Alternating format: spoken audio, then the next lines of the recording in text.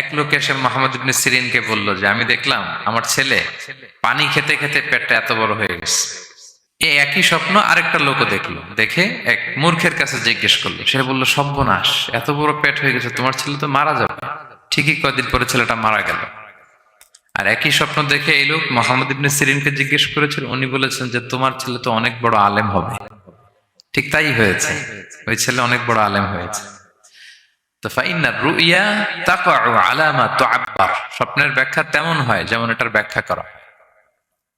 রাসূল সাল্লাল্লাহু আলাইহি ওয়াসাল্লাম একবার স্বপ্নে দেখলেন যে তিনি ওনাকে দুধ দেয়া হয়েছে, বাটিতে দুধ খাচ্ছেন, পরে আঙ্গুলের ফাঁক থেকে দুধ বেরোচ্ছে। এই সামান্য একটু দুধ রাসূল সাল্লাল্লাহু আলাইহি ওয়াসাল্লাম উমরে ফারুককে দিলেন। সাহাবারা বললেন, মাযা আউয়ালতা বিহি ইয়া রাসূলুল্লাহ, এটা তাওয়িল কি? তখন বললেন, আউয়ালতু বিহি আল ইলম, এটা দিয়ে আমি জ্ঞান বুঝিয়েছি। মানে উমরে ফারুকের আল্লাহ তাআলা অনেক জ্ঞান দিবে। স্বপ্নে কেউ দুধ খাচ্ছেন, এটা আপনার জ্ঞানের প্রতীক। রাসূল সাল্লাল্লাহু আলাইহি ওয়াসাল্লাম স্বপ্নে দেখলেন লোকজন দাঁড়ানো, কারো গায়ের জামা এতটুকু, কারো এতটুকু, কারো হাঁটু পর্যন্ত, আর উমরে ফারুক জামা একেবারে টেনে হিঁচড়ে যাচ্ছে। তো সাহাবারা বললেন, মাযা আউয়ালতু বিহি ইয়া রাসূলুল্লাহ, এই স্বপ্নের তাওয়িল কি, ব্যাখ্যা কি? রাসূল সাল্লাল্লাহু আলাইহি ওয়াসাল্লাম বললেন, আউয়ালতু বিহি আদ-দীন আত-তাকওয়া, এটা দ্বারা আমি দিনদারি বুঝিয়েছি। মানে উমরে ফারুকের দিনদারি অনেক বেশি।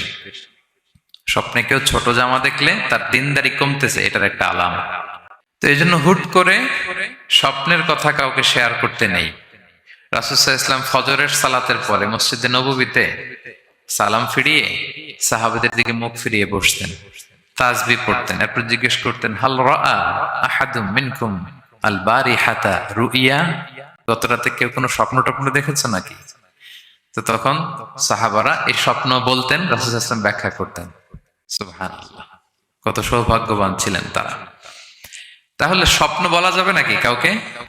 না। খুবই শুভাকাঙ্ক্ষী, আপনার একেবারে ক্লোজ ফ্রেন্ড, তাকে বলতে পারেন। আর অনেক বড় আলেম যিনি ভালো ব্যাখ্যা করতে পারবেন, আপনাকে গাইড করতে পারবেন, তাকে বলবেন।